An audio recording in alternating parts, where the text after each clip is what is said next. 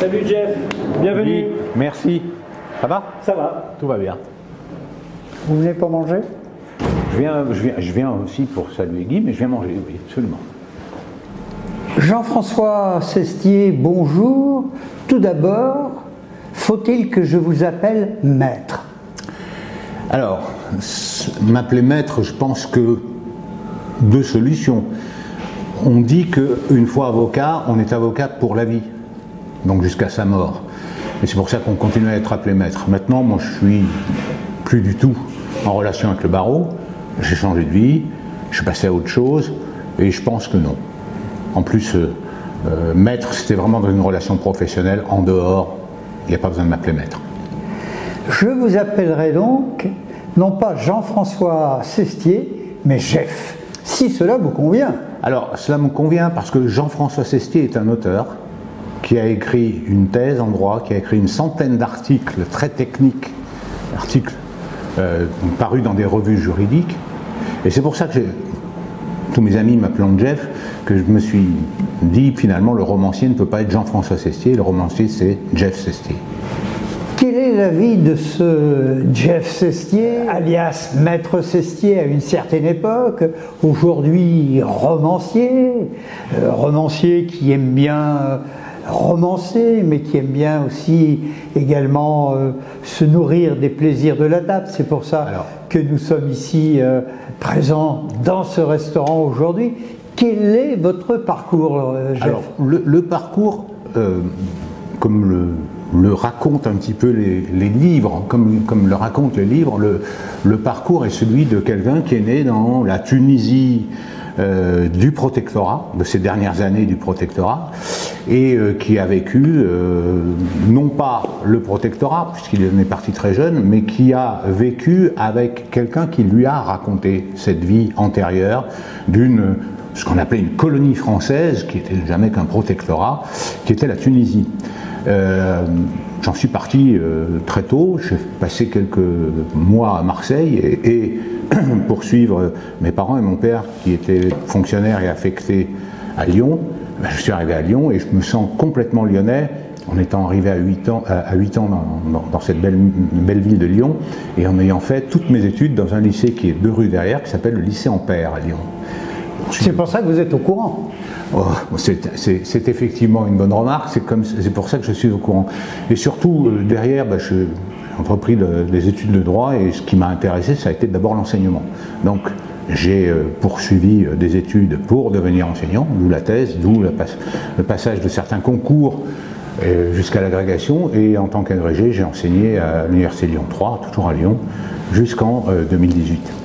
Cela dit, c'est exact, vous aviez, je veux dire, au minimum une double activité, celle d'avocat spécialisé peut-être un peu dans le droit administratif, ce qui n'est pas le plus simple et le plus agréable parfois, mais également professeur des universités. Alors, docteur. Dans ma tête et dans l'ordre, je suis professeur qui, en parallèle, a conduit une activité d'avocat, a créé son cabinet qui a été fermé en 2020. Et effectivement... fermé pour cause de l'âge.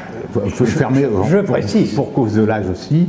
Mais effectivement, alors les gens me disent « Ah mais le droit administratif, alors c'est le droit public en général, mais surtout le droit administratif, c'est une matière qui m'a plu et intéressé parce que finalement, elle fait voir un petit peu tout ce qui est gouvernance et gouvernement, mais vu de l'intérieur, vu de l'administration. Et dans mes livres, dans mes romans, il est beaucoup question de politique, de contexte politique, puisque la vie que je raconte, des gens qui me l'ont raconté, s'inscrit dans un contexte politique. Et cette formation que j'ai eue, au droit administratif, mais aussi au droit constitutionnel, à l'histoire, etc., cette formation m'a servi beaucoup.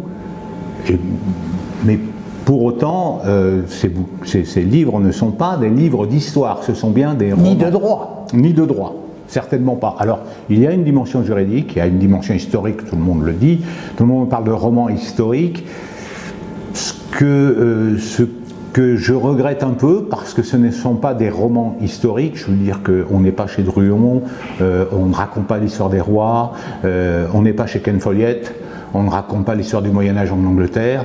On raconte une histoire, on restitue une histoire familiale telle qu'elle a été racontée par les membres de la famille. Un exemple, et puis nous allons passer après au romancier que vous êtes devenu maintenant. Une anecdote de préférence positive sur votre carrière d'enseignant et d'avocat. Alors sur enseignant, celle que j'aime beaucoup, et quand je la raconte, les gens ne me croient pas. De temps en temps, les étudiants qui sont moins chahuteurs que ce qu'on a été nous-mêmes quand on était étudiants, parce qu'aujourd'hui, ah oui, beaucoup moins, ils sont beaucoup plus sages. La perspective de trouver, la perspective parfois un peu difficile d'avoir à trouver un emploi, fait qu'ils sont moins gais que ce qu'on pouvait être à notre époque, où la question qu'on se posait c'était quel emploi nous allions choisir. Donc, mais il y en a de temps en temps qui sont un peu facétieux, et il m'est arrivé un matin, je faisais cours de 8h à 11h le mercredi matin, et un matin sur le coup de 8h30, au fond de l'amphi il y a des portes et un couloir qui passe derrière le dernier rang, et un étudiant est passé complètement nu en courant d'une porte à l'autre. Et je me suis arrêté en hurlant, mais qu'est-ce que c'est que ça? Tout le monde s'est retourné, mais personne ne l'a vu. Et j'ai dit à mes étudiants, il y a un jeune homme qui vient de passer complètement nu. Alors j'ai eu toutes les remarques, on peut le revoir, je l'appelais, revenez monsieur, etc. Et jamais revenu. Mais certains étudiants se disaient, est-ce bien sérieux? Est-ce encore une de ces facéties? J'ai toujours voulu enseigner le droit sans ennuyer les gens. Je crois qu'il y a des choses sur le plan administratif, des choses que l'on peut raconter qui sont extraordinairement drôles et qui donnent lieu à des règles de droit absolument fondamentales pour notre droit administratif. La seule chose que je dis de l'enseignement, c'est que vous êtes vraiment au théâtre, vous êtes l'acteur. Vous rentrez dans un amphithéâtre pour la première fois de votre vie, vous avez 2 minutes pour faire comprendre aux gens qui vous êtes et forcer sinon le respect, au moins l'intérêt. Et une fois que c'est fait, s'il faut faire les pieds au mur pour qu'ils vous écoutent, faisons les pieds au mur. C'est vraiment un métier d'acteur. Et d'acteur, moi je pense avoir été un acteur, alors certains de mes étudiants se disent un très bon acteur, ils sont gentils, mais j'ai été un acteur attentif au public. C'est-à-dire que j'avais mes repères dans un amphithéâtre et je voyais très bien si c'était compris ou pas. J'avais un de mes étudiants qui prenait ses notes, à l'époque il n'y avait pas encore la manie du clavier, avec un crayon et un crayon et un papier à l'ancienne, et qui lorsqu'il était très attentif, comme ça, et il écrivait, et lorsqu'il ne comprenait pas, il jetait le crayon, et le crayon faisait 3 sauts périlleux pour tomber sur la table. J'avais compris que lui n'avait pas compris. Et c'était un bon étudiant, je l'avais repéré, donc si lui n'avait pas compris, 90% de l'amphi n'avait pas compris. Alors puisqu'on est en train de filmer, comme dans le film, je disais, elle n'est pas bonne, on va la refaire. Voilà. Mais c'est un petit peu ça le métier d'enseignant, que j'ai adoré faire d'ailleurs. Jacques, vous disiez il y a quelques instants, on a 2 minutes pour convaincre. Vous ne pourriez pas expliquer à certains hommes politiques ce qu'il faut faire parfois dans les 2 premières minutes? Alors, et puis peut-être même dans les minutes qui suivent, parce qu'on ne comprend pas tout aujourd'hui. Oui, on ne comprend pas tout, d'autant que c'est pas nouveau. Mais je dirais qu'aujourd'hui, le règne de la langue de bois et de la posture, les éléments de langage, ne contribue pas, à mon sens, à clarifier le discours politique. Ça, c'est clair. Et on a la même chose, des juristes qui noient le poisson. Vous savez, noyer le poisson, ne pas se faire comprendre, c'est vouloir apparaître comme un sachant à l'égard de ceux qui ne savent pas. Et puis à l'égard de soi-même. Hein. À l'égard de soi-même, non, parce que très souvent, ces gens-là sont tellement imbus qu'ils sont parfaitement convaincus de leur qualité personnelle. Non, mais c'est un rapport de domination. Celui qui ne sait pas, je suis le sachant, mais je ne transmets pas, je reste dans ma position de sachant, qui a un discours incompréhensible, et je termine par « mais vous allez voir, ça va bien se passer, faites-moi confiance ». C'est souvent un peu... C'est insupportable. c'est souvent un peu l'attitude du monde enseignant, peut-être pas en fac, mais ailleurs. Enfin, ça, c'est mon sentiment personnel. Alors moi, je ne me permettrai pas de généraliser sur la fac. Mais à la fac, comme dans tous les CSP, il y a des très bons et il y a des très mauvais. C'est tout, comme partout ailleurs. Et dans les très mauvais, on trouve parfois des très grands caractériels qui sont redoutables et qui peuvent briser des futurs ou des devenirs en écœurant des étudiants. Ça existe. Le premier qui me dit le contraire, j'expliquerai que j'ai commencé à enseigner en 1978, donc j'en ai vu passer quelques-uns. Et puis surtout, même en tant qu'étudiant, j'en ai subi. Mais c'est une vie que j'ai adorée. L'enseignement est un métier mais fantastique. L'enseignement à la fac de droit, en étant professeur et même maître de conférence, on a un rang magistral, c'est-à-dire que ça veut dire que c'est l'inamovibilité, c'est la tranquillité, c'est la liberté d'esprit, la liberté d'expression, dont certains exagèrent, ou abusent, mais j'ai adoré faire ce métier. Et ce que je disais tout le temps, que chaque rentrée, je rajeunissais d'un an, parce que chaque rentrée, je me retrouvais avec une génération qui avait 20 ans. Et à chaque rentrée, j'avais à nouveau 20 ans. Les 20 ans, mon cher Jean-François Sestier, mon cher Jeff, vous les avez toujours, et qu'est-ce qui fait qu'à un moment donné, on se sent l'envie d'écrire et de devenir, en l'occurrence, romancier? Quel a été le déclic? Alors, le déclic, c'est vrai que, comme vous l'avez dit, avoir deux activités et un jour n'en avoir plus du tout, crée parfois un vide. Quoi, le syndrome du retraité? Oui, c'est pas une légende. Et une forme de mélancolie et qui peut tourner à la neurasthénie, et donc on essaye de se soigner sans avoir recours forcément à la faculté. La faculté de médecine. De médecine cette fois, bien sûr. Et puis, un certain nombre d'événements ou de découvertes qui sont arrivées dans ma vie familiale, ma vie de couple, où on découvre un jour que la mère de mon épouse, c'est comme votre belle-mère. Oui, qui est ma belle-mère, bien évidemment. Ce qu'on ne savait pas, ce que sa fille ne savait pas, ce que personne ne savait, on découvre dans ses papiers après son décès qu'elle avait une carte d'un réseau de résistants dont elle assurait des communications. Elle ne nous en a jamais parlé. Et je me suis rendu compte que tous les gens qui avaient des expériences un petit peu particulières dans un contexte historique, politique, parfois tragique, mais surtout lorsqu'il est tragique, ces gens n'en parlent pas. Eh bien, c'était une grande différence dans mon enfance, puisque mon père, lui, qui n'a pas eu une vie aussi tragique, mais qui n'a pas eu forcément une vie simple, m'en a parlé. M'a parlé du jeune apprenti de 12 ans qui rentre dans un atelier de mécanique pour apprendre le métier en Tunisie, avec des Siciliens, puisque la Sicile est très présente, qui dans ces années-là sont plutôt d'une tendance mussolinienne, et d'autres qui ne le sont pas, avec les conflits, avec tout ce que ça a pu représenter. Il me l'a raconté. Je l'ai entendu un nombre de fois assez considérable.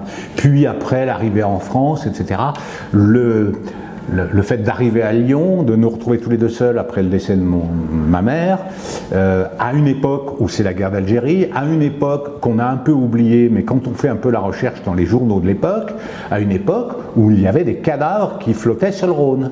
Ils arrivaient de la Doua.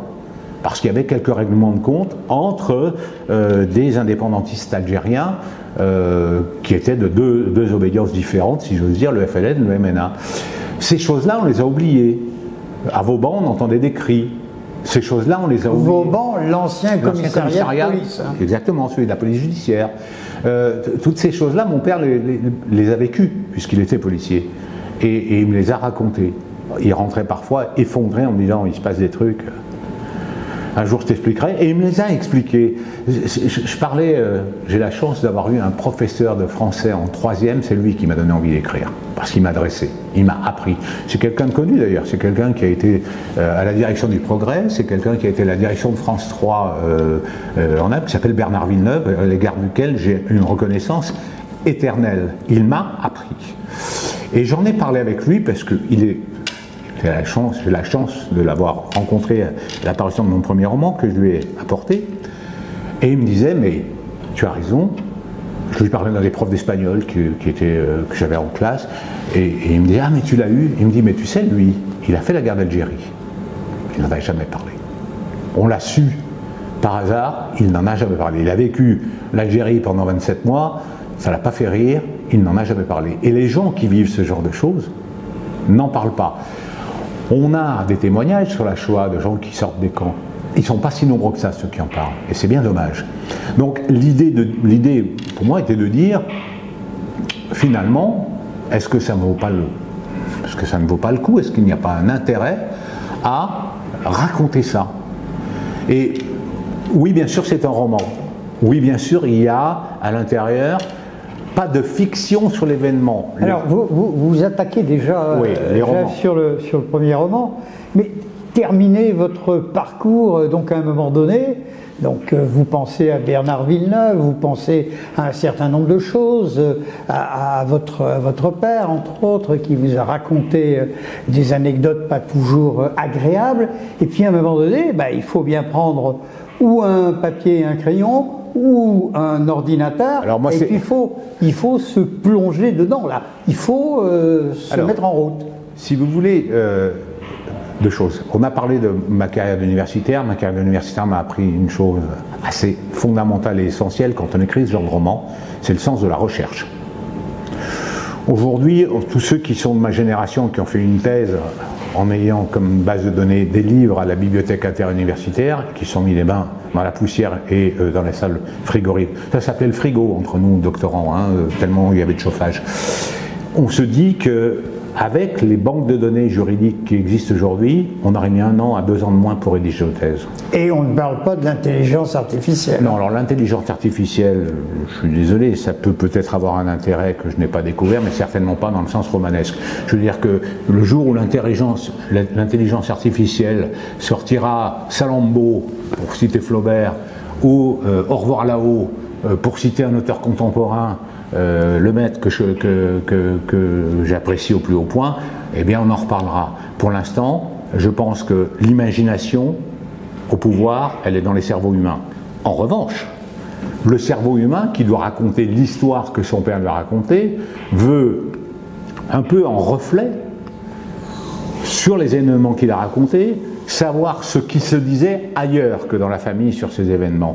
Et le constat qui est fait dans le premier des ouvrages, qui est Jominet, c'est l'écart assez fondamental qu'il y a entre le ressenti d'une population qui subit les événements et l'expression d'une certaine volonté politique à Paris, en métropole, par rapport à ce qui se passe en Tunisie, à Tunis. Le décalage est considérable. Considérable. Je reviens sur un point que nous avons abordé il y a quelques minutes. Que direz-vous le jour où un roman intégralement, ou presque, réalisé par l'intelligence artificielle aura un prix, Renaudot ou autre? Là, ça sera drôle. J'attends ce jour avec intérêt, je dirais pas impatience, mais avec intérêt, pour voir un petit peu de deux choses l'une. Ou bien, effectivement, ce roman est d'un intérêt littéraire majeur, auquel cas, c'est très triste pour les gens qui seront encore romanciers ou qui voudront l'être, ou bien ce roman n'a pas d'intérêt majeur, auquel cas, on est dans une posture d'un jury, quel qu'il soit, qui veut aller dans le sens de l'histoire en disant, vous avez vu notre modernité, nous avons accepté d'avoir comme roman primé un roman d'intelligence artificielle. Encore une fois, je ne dis pas que l'intelligence artificielle est inutile, mais l'intelligence artificielle, c'est comme l'ordinateur. Des premiers professeurs que j'ai eus au moment de l'apparition de l'ordinateur m'ont dit, faites attention, l'ordinateur ne réfléchira pas à votre place. C'est un outil, et l'outil, il faut savoir s'en servir. Si vous ne savez pas vous servir d'un marteau pour planter un clou et que vous prenez une bêche, vous allez avoir des soucis. Eh bien l'ordinateur c'est pareil. Pour moi, et pour l'instant, l'intelligence artificielle c'est un outil évolué. Comme les voitures aujourd'hui sont évoluées au point de pouvoir faire le créneau à votre place. Mais ça reste un outil. C'est vous qui dites s'il y a la place ou pas. Donc, j'attends de voir. On revient au roman, donc à un moment donné, vous prenez en l'occurrence le clavier et l'ordinateur et vous commencez votre premier roman qui s'appelle Giovinezza. Giovinezza. On dit comment? Giovinezza. Giovinezza. C'est de l'italien. C'est de l'italien tendance un peu tunisienne, non? Non, du tout. Giovinezza, c'est de l'italien pur, c'est pas du sicilien, ce n'est pas la même langue. Hein. Giovinezza veut dire jeunesse, pour 3 raisons. D'abord parce qu'il raconte la jeunesse d'un enfant puis adolescent de 12 ans jusqu'à ses 30 ans. La vôtre? Parce qu'il devient un homme. Non, celle de mon père. Puisqu'on est dans les années 25, de 1925 à 1900, à la guerre, à 1938 à peu près. Giovinezza, c'est la jeunesse, c'est sa jeunesse, mais Giovinezza aussi, c'est le titre de l'hymne moussolinien qui était chanté tous les dimanches à Radio Bari, à Radio Rome, et que les fascistes moussoliniens de Tunis diffusaient à fond à les radios, toutes fenêtres ouvertes. C'est-à-dire que le dimanche, puisqu'il allait y avoir le discours du Duce, tous les dimanches, on avait le droit, avant le discours du Duce, à la Giovinezza, qui est un hymne à la gloire de Mussolini, et les Italiens, Siciliens de Tunisie, qui étaient pro-mussoliniens, mettaient la radio à fond et ouvraient les fenêtres. Et mon père me l'a toujours raconté, mais il y a eu plein de choses. Des incidents, il y en avait tout le temps, dans la très grande avenue de Tunis qui s'appelait l'avenue Jules Ferry, qui est devenue l'avenue Bourguiba d'ailleurs depuis. Dans cette avenue Jules Ferry, il y avait tous les grands cafés, les Italiens fascistes arrivaient, faisaient dégager les terrasses, donc les gens ne restaient pas trop parce qu'ils y allaient quand même assez franco, et ils commandaient à toutes les tables. Franco, c'était le pays à côté. Oui, mais ils commandaient à toutes les tables une grenadine, un orgeat et une menthe. Et on avait un drapeau vert, blanc, rouge sur la table. Et ils restaient, et on avait le droit au chant. Et arrivaient là, parce qu'ils existaient aussi en Tunisie, les volontaires français ou les Croix de Feu qui arrivaient et qui disaient ça va pas se passer comme ça, et donc il y avait une bagarre mais assez phénoménale qui arrivait sur ces années-là. C'était assez fréquent le samedi d'avoir ces choses-là. Mon père me l'a raconté, je l'ai restitué. Si vous voulez, ce roman, c'est presque un reportage.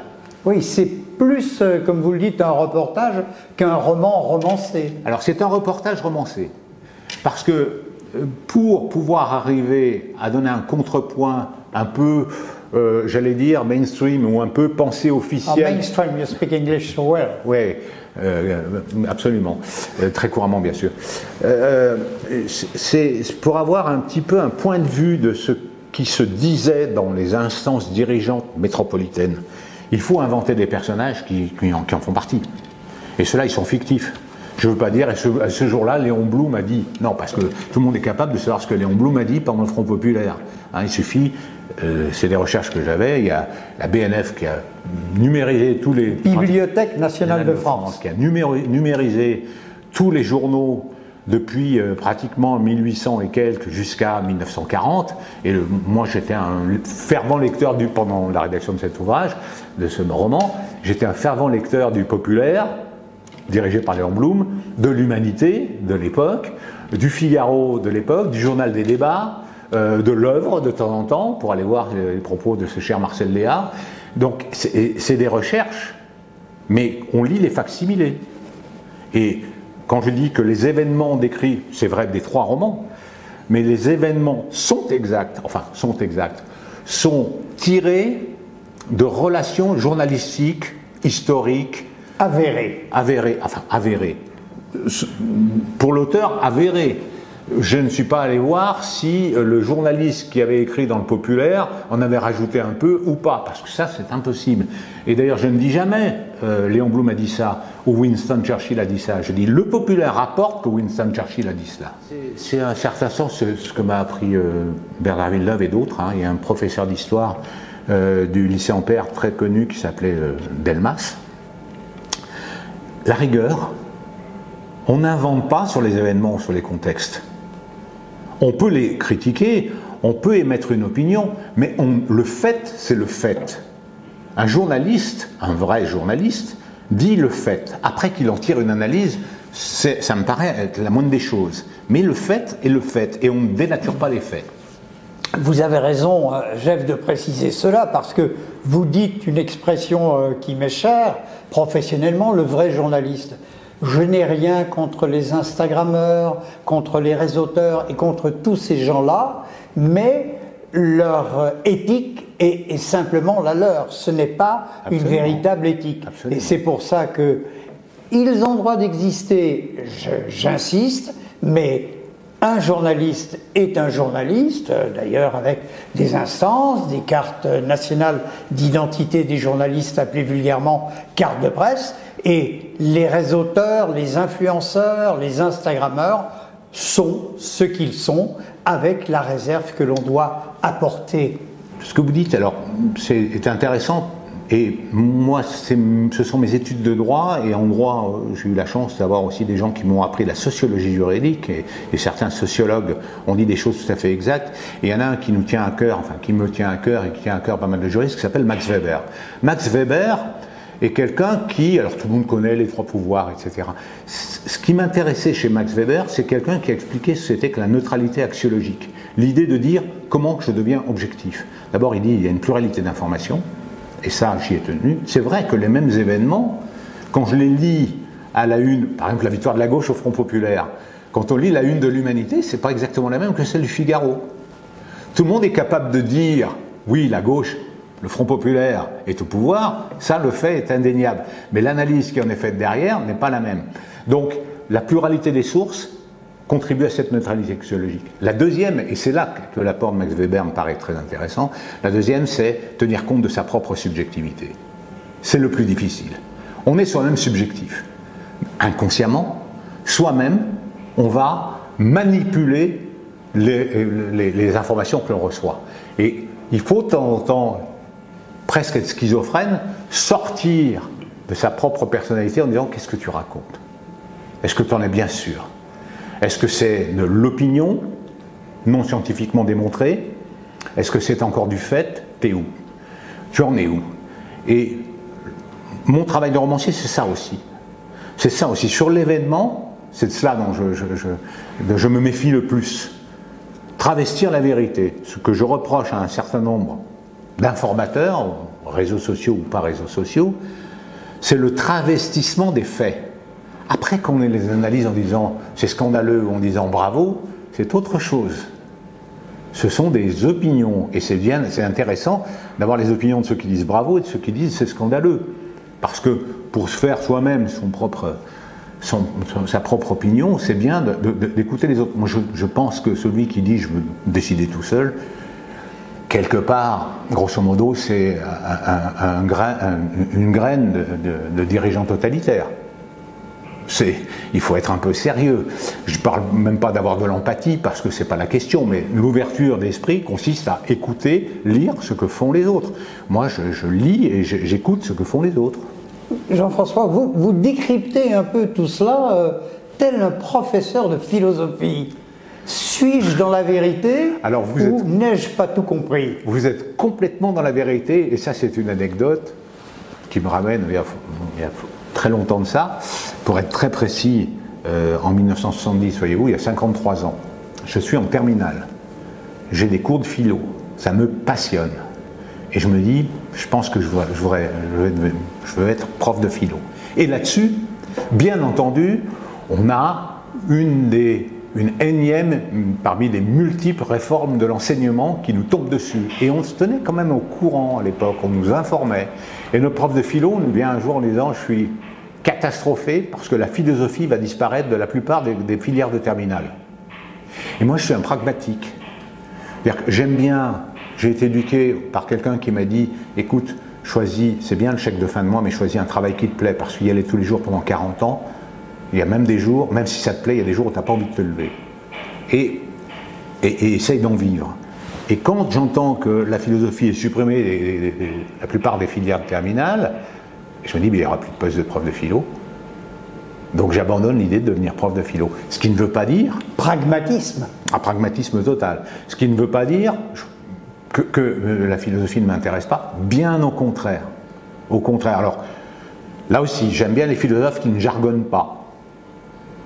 Qui ne s'écoutent pas. Oui, puis surtout, aussi. Ce que je disais tout à l'heure, j'aime bien les philosophes qui ont des propos parfaitement audibles et compréhensibles par quelqu'un qui n'est pas philosophe. Et c'est extrêmement difficile. La plupart, beaucoup de philosophes jargonnent. et utilise un jargon qui n'existe que dans les facs de philosophie. Mais il y en a certains qui me plaisent beaucoup, effectivement.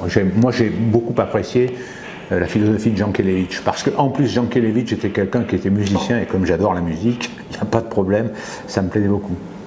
On parlera de vos passions après, Jean-François. Est-ce que vous avez suffisamment, entre guillemets, jargonné sur Giovenezza? On ne dit pas la fin puisque c'est un roman. Alors, et on va passer aux deux autres romans que vous avez commis. Oui, commis. Je n'ai pas jargonné, mais j'ai voulu rendre une ambiance. L'ambiance de Giovenezza, c'est l'ambiance de la Tunisie des années de l'entre-deux-guerres aux prémices de la guerre, puisque c'est pratiquement, on arrive pratiquement à Munich. On arrive au 1er janvier 1938 à la fin de ce donc l'année de Munich. Mais l'idée qui a conduit, c'était ce que m'avait transmis mon père, c'était le cosmopolitisme. La société de la Tunisie est une société cosmopolite, où il y a il y a plus de 100 000 Italiens, Siciliens, beaucoup naturalisés. Il y a évidemment les Tunisiens arabes, mais pas que arabes ou berbères, voire kabyles. Il y a bien entendu un certain nombre de Français, dont il faut savoir que la plupart sont nés en Tunisie, et certains même, mes grands-parents par exemple, sont nés en Tunisie avant que la Tunisie devienne un protectorat, c'est-à-dire avant 1881. Il y avait déjà des Français. Lorsque la France débarque pour instaurer un protectorat, un peu par la force quand même, avec le général Boulanger à la tête des troupes, en Tunisie, on a même eu le général Boulanger qui était à la tête des troupes. Il y a déjà des Français, il y a des Italiens, il y a une toute petite colonie d'Espagnols, il y a surtout une énorme colonie de Juifs, séfarades, qui sont là depuis des siècles. Il y a comme cela un mélange, et mon père m'a toujours dit un peu en riant, je serais incapable de te dire si j'ai commencé par apprendre l'arabe, le français ou l'italien. Mais à 6 ans, je maîtrisais les trois. Et il valait mieux, parce que quand tu parles un arabe, tu lui parles en arabe, quand tu parles un sicilien, tu lui parles un sicilien. Et pour restituer ça, pour en revenir à votre question, pour restituer ça, c'est vrai que c'est pas du jargon, mais par moment, j'inscris les phrases en italien ou en arabe. Alors, évidemment pas en cuniforme, hein, mais en arabe francisé. On trouve dans des dictionnaires, notamment chez Reverso, des très bonnes traductions. Et tout le monde m'a dit, pourquoi tu ne mets pas de note de bas de page? Alors je dis, attendez, la note de bas de page, ça va bien pour une thèse ou un article. Mais non, je ne mets pas de note de bas de page, mais très souvent, je fais répéter ce qui vient d'être dit en italien en français. Et pericoloso spaghetti. Aussi, oui. Voilà, également. Vous ne regrettez pas aujourd'hui ce qui se passe dans le Maghreb et en Tunisie en particulier, où il y a quand même une évolution qui n'est pas facile. Alors, je suis en relation avec des Tunisiens, dont l'un d'entre eux, on peut citer son nom, Chérif Ferjani, qui est un universitaire qui a fait quelques années de prison du temps de Bourguiba en Tunisie, qui a été enseignant à Sciences Po à Lyon, hein, et qui vit aujourd'hui à Lyon, et que je rencontre, avec qui je discute, et qui m'explique quelle est la situation, et qui me dit que eh bien, on est dans une radicalisation. Vous savez, Ferjani est quelqu'un qui a écrit un ouvrage qui s'appelle « Pour en finir avec l'islamisme ». Donc on voit un petit peu le propos. On est dans une radicalisation de la société tunisienne qui l'inquiète. Moi, personnellement, en ayant quitté la Tunisie à l'âge de 5 ans, c'est pas parce que j'y suis né que je me sens le droit d'émettre une quelconque opinion sur la Tunisie. Ça me paraît évident. Les Tunisiens sont indépendants. Opinion, oui, mais peut-être sentiment. Un sentiment, c'est dommage. Il est dommage pour la Tunisie de perdre, à mon sens, ce qui a fait sa différence à l'égard des autres, peut-être au regard des autres pays du Maghreb. La Tunisie a une différence. C'est vrai que ce qui me fait sourire, c'est que mon père m'a toujours dit, quand il est arrivé l'un des tout premiers de Tunisie à Lyon, Et certains Lyonnais lui disaient « Ah mais t'as peut-être connu mon fils, il était à Casablanca. » Donc si vous voulez le Maroc, la Tunisie, l'Algérie en métropole, vous ne voyez pas vraiment l'intérêt d'avoir 3 pays distincts, quoi, grosso modo, alors que ce sont 3 sociétés radicalement distinctes. Le Maroc n'est pas la Tunisie, et la Tunisie a ses spécificités, et d'ailleurs c'est les seuls qui font du couscous au poisson, c'est vous dire qu'il y a vraiment des spécificités qu'ils vont perdre, ou qui, semble-t-il, d'après ce que me disent certains Tunisiens, sont en train de perdre, par l'effet d'une radicalisation de la société tunisienne, dans le cadre d'un pouvoir qui n'est plus exactement sur le chemin démocratique, on va dire ça comme ça pour rester simple. Mais encore une fois, la Tunisie est indépendante. Est-ce que l'on peut passer aux ouvrages suivants? Bien sûr. Mon cher Bien sûr. Jeff, parce que ici, comme en Tunisie, le temps tourne. Tourne, absolument. Alors, ce premier ouvrage, le jour où j'ai décidé de l'écrire, le tout premier, j'ai dit à mon épouse, je vais écrire un roman. Comme mon épouse, si je lui dis demain on va à New York, elle me dit bah tiens, pourquoi pas on va à New York. Quand je lui dis j'écris un roman, elle me dit bah tiens, pourquoi pas écrire un roman. Je dis alors je vais pas écrire tout le roman, je vais écrire 15 pages, puis tu vas me dire, parce que si tu me dis que c'est nul, on arrête tout de suite et on passe à autre chose, macramé, du tricot, on verra. Ah, je vous vois bien en train de faire du tricot. Oui. Une maille à l'endroit, une maille à l'envers. Et donc elle revient en me disant ah mais c'est pas mal, le ton est intéressant. Et donc j'ai poursuivi. Et puis je suis arrivé à un moment d'écriture où j'attaque un nouveau chapitre. Et là, elle et d'autres qui me lisent avant même que mon éditeur me mette l'ouvrage pour me dire ce qu'ils en pensent, me disent non, c'est un autre roman. C'est la suite. Mais c'est pas le même. Tu passes à autre chose. D'où Catabase, c'est le deuxième. Le deuxième parce qu'il y a un troisième, donc oui. Sinon on aurait dit le second. Hein. Le deuxième, qui alors se passe pendant la Deuxième Guerre, vue de la Tunisie, dont je rappelle, pour ceux qui ne le sauraient pas, qu'elle a été le seul des 3 pays du Maghreb véritablement occupé par les forces de l'Axe, pas longtemps, 6 mois, mais les forces de l'Axe ont débarqué en Tunisie et ont tenu la Tunisie, Allemands et Italiens. On ne le sait pas non plus, en Tunisie, il y avait la Gestapo et les SS, et on a créé un camp de concentration. Et les Juifs devaient porter l'étoile jaune. Ce qu'ils n'ont pas fait, ils ont résisté.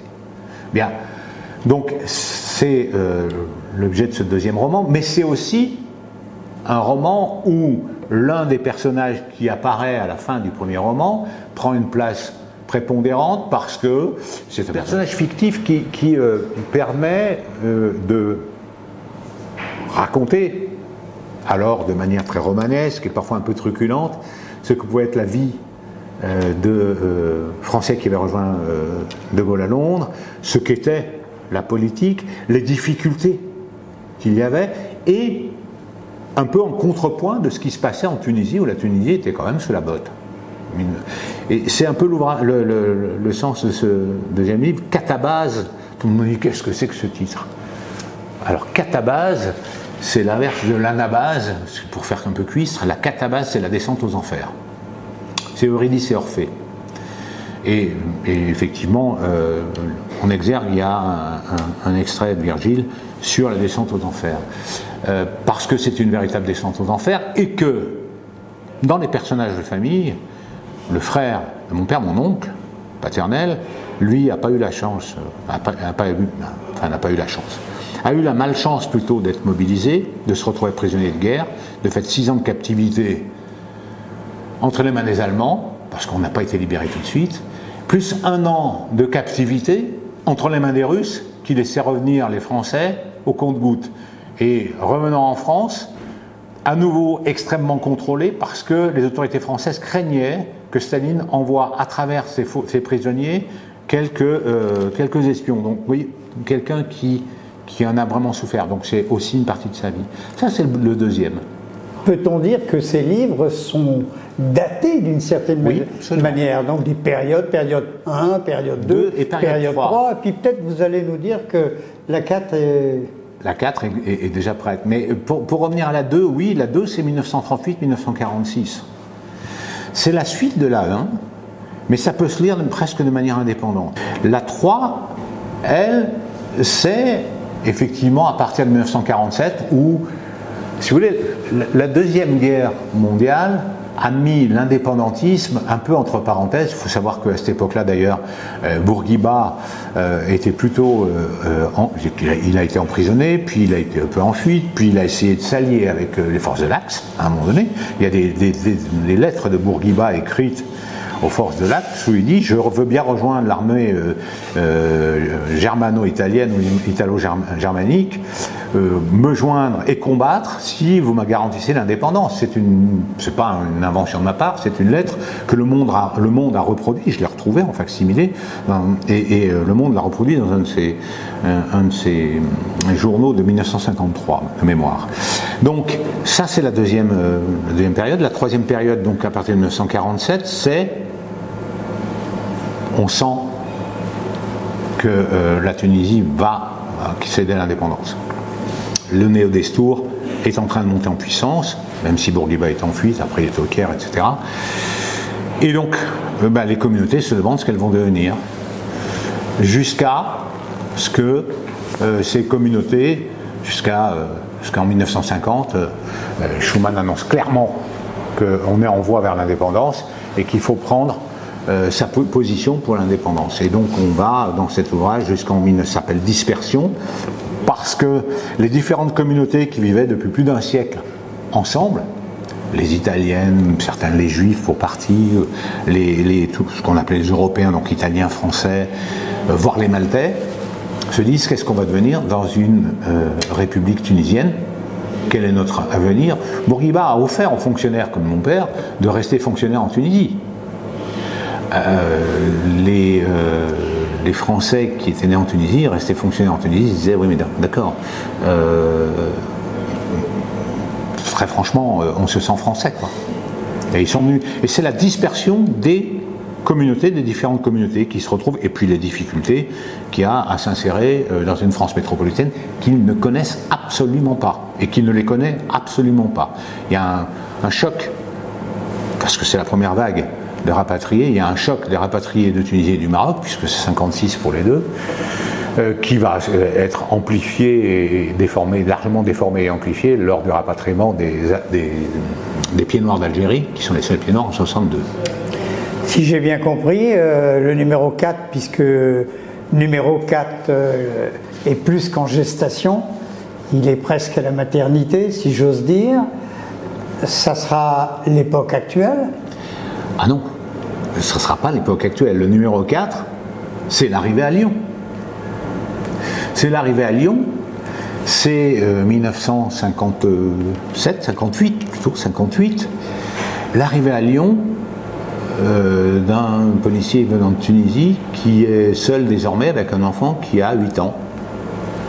Et cet enfant de 8 ans se retrouve scolarisé, alors il est bon élève, même très bon élève, se retrouve scolarisé d'abord dans une école qui est rue Robert, qui existe toujours, en face des Halles, Bocuse, et qui ensuite, parce que son père étant policier et étant désormais veuf, s'est retrouvé en pension dans un établissement qui existe toujours, qui était à l'époque un pensionnat, qui s'appelait Saint-Louis, à la Croix-Rousse.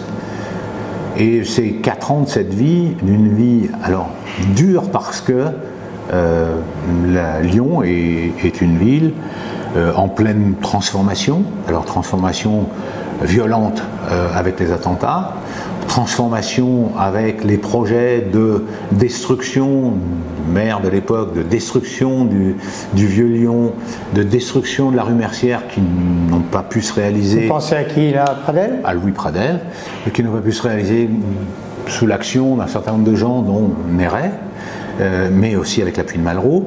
C'est l'époque aussi où des porteurs de valises, où on se retrouve avec le secrétaire général du théâtre de la Cité de Villeurbanne, alors dirigé par Planchon, Jean-Marie Beuglin, oui, qui se retrouve en fuite et qui fuira en Algérie parce qu'il est porteur de valises, avec les rafles qui s'en suivent, etc. C'est toute cette époque-là qui est dans le 4e ouvrage, qui est, comme vous l'avez dit, fini de rédaction, mais encore en gestation pour la publication. Un livre, c'est également, qu'on le veuille ou non, une couverture. Oui. Parlez-nous des couvertures de vos 3 ouvrages. Alors, Giovanezza. Alors, Giovanezza, c'est la couverture, c'est une carte postale que j'ai retrouvée qui date des années 20, 1927 me semble-t-il, et qui est la photo de la grande rue du village où est né le personnage principal qui s'appelle Lélé, mon père. Donc c'est Calatesnam en 1927. Aujourd'hui, Calatesnam, c'est plusieurs milliers d'habitants. À l'époque, mon père me disait « Oh, on devait bien être 400, mais il faut compter les chèvres et les poules pour arriver à 400 quand même, hein, autrement tu n'y arriveras pas. » Catabase rouge, on se croirait à la chapelle Sixtine. Oui, mais c'est la chapelle Sixtine, évidemment. C'est la création d'Adam, alors qui a été effectivement reprise et travaillée comme une mécanique. Les mains sont découpées comme des mécaniques de robots, parce qu'il y a une violence qui est derrière, et surtout une désincarnation qui est liée, me semble-t-il, à ce pouvoir qui est complètement désincarné, qui est le pouvoir nazi, donc qu'on retrouve dans Catabase. Quant à Dispersion, c'est là aussi une photo du paquebot qui s'appelait le Kérouan. C'est le paquebot qui faisait la liaison Tunis-Marseille ou Alger-Marseille, selon le cas, et qui ramenait les Européens qui quittaient la Tunisie. Donc on le voit ici en train d'entrer dans le port de Marseille. C'est le même illustrateur que j'ai depuis le début, qui est quelqu'un qui à un moment donné était dans ma famille, puisqu'il était l'ex-époux de ma fille aînée, et qui a un vrai talent de graphiste, et qui me semble-t-il me dit, et je veux bien le croire, qu'il a beaucoup de plaisir à faire ça, parce qu'il y a une vraie teneur dans cette couverture, ce que je trouve aussi. Jeff, alias Jean-François Sestier, merci. On a bien compris que tout cela vous passionne, que c'est au cœur de votre ADN, j'allais dire un ADN familial, puis personnel, puis professionnel. Vous avez des passions, par exemple, parlons de la musique. Ah, oui, j'ai une passion qui est la musique, et d'ailleurs... Parce que vous ne faites pas qu'écrire et lire des romans. J'ai une passion pour la musique, et alors, comment dire, musique qu'on va appeler moderne, parce que je ne sais pas comment la qualifier, qui est pas de la musique classique, ça n'est pas ma culture. Mais ma culture, ça a été celle d'abord des yéyés, n'est-ce pas, mais qui m'ont fait... Pourquoi vous me regardez? Parce que c'est la mienne également. Oui, mais qui, pour certains d'entre eux, m'ont fait connaître des grands auteurs ou auteurs-interprètes américains. Je vous donne un exemple. Il y avait la fête de lutte ouvrière qui avait lieu à Oulin chaque année. Une année, Hugo Frey est venu. En 66. Hugo Frey vient et il nous fait son album Au frais chant de Dylan. J'ai découvert Bob Dylan grâce à Hugo Frey. Et c'est comme ça, par Richard Anthony, j'ai pu découvrir, je vous dis n'importe quoi, ou par Johnny Hallyday, j'ai pu parfois découvrir Elvis Presley ou d'autres. Et donc c'est cette recherche-là, puis je suis un enfant des Beatles, j'ai eu la chance, mon père étant de service, j'ai eu la chance d'être très proche au Palais d'Hiver lorsqu'ils sont passés en 65. J'ai toujours été dans ce courant-là, de la musique américaine, noire, pas noire, y compris country, de la musique anglaise, des groupes anglais, il n'y a pas de souci, que j'aime beaucoup, et c'est ma passion, et moi-même j'ai même joué de la guitare, j'en ai même vécu à un moment donné en donnant des cours de guitare. J'étais un étudiant presque fortuné, parce que j'étais pion d'un côté à la Martinière, et je donnais des cours de guitare. Je ne joue plus, l'arthrose a eu raison de ma dextérité. Donc je ne joue plus de guitare. Mais oui, j'ai toujours une passion pour la musique. Toujours aujourd'hui, le jazz également. Jean-François Sestier, Jeff, vous avez une autre passion qui est celle de la gourmandise, du bien manger, du bien sélectionner vos produits, aussi bien les mets solides comme liquides. Et puis vous avez quelques endroits, quelques spots où vous vous trouvez bien, on vous voit souvent au Layon, rue Mercière à Lyon, et puis là, à l'atelier du Square, avec notre ami Guy Benayoun, qui est votre ami, qui va d'ailleurs nous rejoindre, Guy. Salut Guy. Salut Jeff, comment ça va? Guy. Bienvenue à l'atelier du Square. C'est moi qui te remercie de nous accueillir. Bah écoute, c'est un grand plaisir, et comme je sais que tu es très gourmand et que tu as une préférence que tu as dans les champignons, je Je t'ai concocté un crémeux de champignons flambé au whisky avec des châtaignes grillées.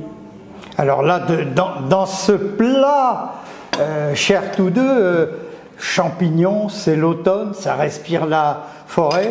Crémeux, je suppose qu'on n'est pas très loin avec de jolies crèmes du coin, d'Étré peut-être. La crème de Bresse, oui. Certainement, la crème de Bresse, sans appellation. Et puis il y avait quelque chose d'autre que j'ai cru entendre. Flambé et châtaignes grillées. Pour annoncer l'automne. Ben, on est en plein dans l'automne. Et tout ça, ça vous parle, Alors, Jeff? ça me parle, mais alors... Oui, ça vous parle. Je vais le goûter. Vous avez déjà... C'est excellent. Prenez-en une deuxième pour dire excellent, parce que il faut quand même... C'est excellent. Il y a tout ce que j'aime. Parce que il y a un moelleux, il y a de la châtaigne grillée qui donne un petit goût caramélisé, presque amer. Ah oui, il y a le champignon. Et il y a le whisky. Je suis un fan de l'Écosse. Je suis un fan de Malte. Donc, moi, le whisky. Malte. De Malte, des triples Malte ou des single Malte. Pas le pays. Alors, le pays, j'y suis jamais allé, mais je pense que j'irai peut-être voir comment ça se passe. Oui, histoire de porter votre croix. Oui, alors, sur ces lieux, que ce soit Lyon, que ce soit ici, je suis content d'être ici parce que Guy Benayoun a une qualité qui, pour moi, est majeure quand on tient un restaurant. Il fait une cuisine, comme vous pouvez le voir, comme il a annoncé un plat, qui est raffiné, presque sophistiqué, mais il la présente, il la concocte et il la présente. Il la concocte Staub, oui, il la justement. concocte et il la présente avec beaucoup de simplicité. Moi, la très grande cuisine, j'aime beaucoup, mais les grands-messes, j'aime moins. Je vais vous interrompre. La très grande cuisine. Mais la cuisine, c'est quoi? C'est simple. Des produits bien sourcés de qualité, un assaisonnement juste et parfait, et la cuisson qui va bien. Jamais trop pousser la cuisson. Une fois que vous avez ça, vous pouvez avoir un environnement, un décor, et avoir ce que l'on appelle, ce que vous appelez la grande cuisine. Mais la grande cuisine, c'est aussi un sandwich avec un verre, un bon verre de vin sur le coin du zinc, avec modération bien entendu, sur le coin du zinc, avec des copains.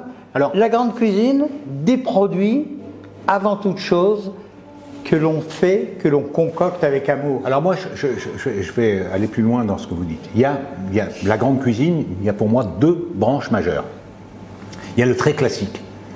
C'est Bocuse qui disait, regardez mon livre de recettes, mais enfin, si une maîtresse de maison fait un bourguignon qui est exceptionnel, elle n'a pas besoin de lire mon livre. Un bourguignon exceptionnel, ça reste de la grande cuisine, il n'y a pas besoin d'aller faire une recette de Bocuse. Ah oui. Et il avait raison.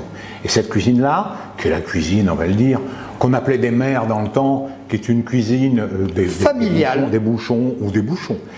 C'est une première tendance. La deuxième tendance, aux trois éléments que vous rajoutez, il y a aussi l'imagination et l'inventivité. Créer, savoir associer les goûts, savoir associer les cuissons, savoir associer le croquant et le moelleux. Ça, on n'est plus dans le classique. On est dans ce qui fait évoluer la cuisine.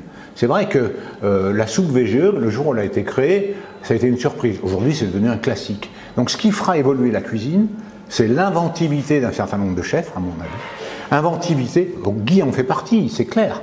L'inventivité qui fait qu'un jour, on va venir chez Guy parce qu'on dit que c'est chez lui qu'on trouve ce plat classique qui est celui qu'il a inventé 5 ans ou 10 ans avant. Cette partie-là de la cuisine m'intéresse autant que l'autre.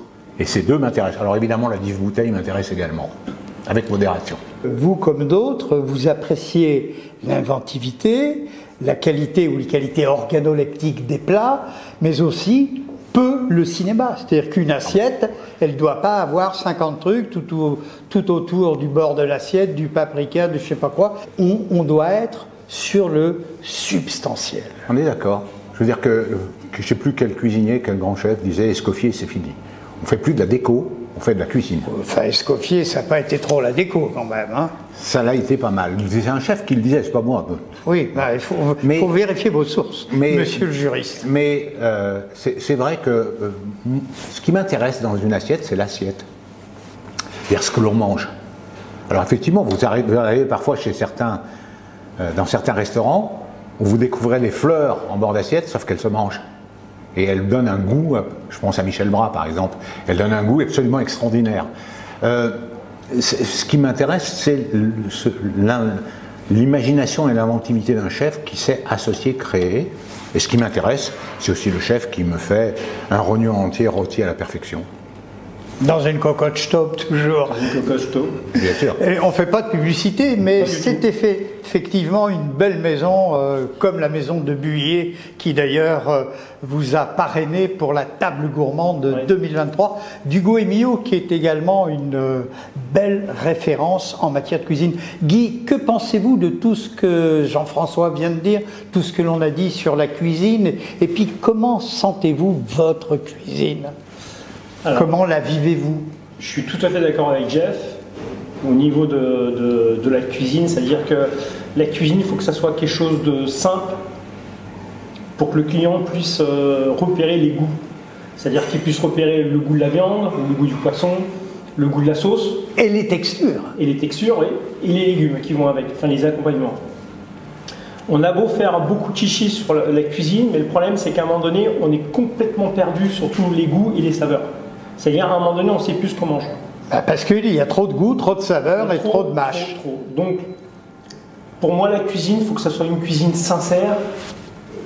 Et quand je dis une cuisine sincère, c'est-à-dire avec des bons produits de qualité, avec des bonnes préparations qu'on peut imaginer et des vrais fonds de sauce qu'on fait. Alors, je reviens aux escoffiers, mais c'est notre Bible, à nous tous les cuisiniers, c'est-à-dire qu'on n'a rien inventé, on s'est basé sur ce livre, Les Escoffiers, mais après, on a une sensibilité, nous les cuisiniers, où on apporte une touche de créativité. Voilà. Et ma cuisine, c'est ça, je pars sur une base et après, je mets ma créativité, c'est-à-dire je suis quelqu'un de sensible, et pour être sensible, eh ben, c'est ce qui va nous apporter nos idées pour arriver à une finalité sur un plat. Voilà. Donc, je vous simplement, venez déjeuner ou dîner à l'atelier du Square, comme ça vous vous rendrez compte par vous-même. Vous êtes un cuisinier heureux, Guy? Très heureux. 57 ans, je pense avoir fait beaucoup de choses. Vous avez fait quelques belles maisons? Et maintenant, vous êtes chez vous. Voilà, je suis chez moi et je suis très content. Et au moins, je cuisine tous les produits que j'ai envie de cuisiner. Les rognons, comme tout à l'heure il disait Jeff, le rivot. J'adore aussi associer la viande avec le poisson. Terre-mer. Terre-mer, que j'aime bien associer tous les deux. Bon, et puis, mon plat signature, une fois sur deux, je remets à la carte, c'est le poulpe rôti et fumé au foin, avec une escalope de foie gras et une réduction au sauté. Voilà. Bonheur est dans l'assiette. Voilà. Et bien dans. Ouais. On aime bien aussi le foin du côté de Saint-Bonnet-le-Froid, si vous voyez ce que je veux dire, ou même du côté de chez Guy Lassauzet, qui faisait des petits oiseaux, entre guillemets, au foin, dans une cocotte luttée. Luttée, ouais. Et ça m'arrive aussi faire du veau enrobé de foin et dans une cocotte luttée.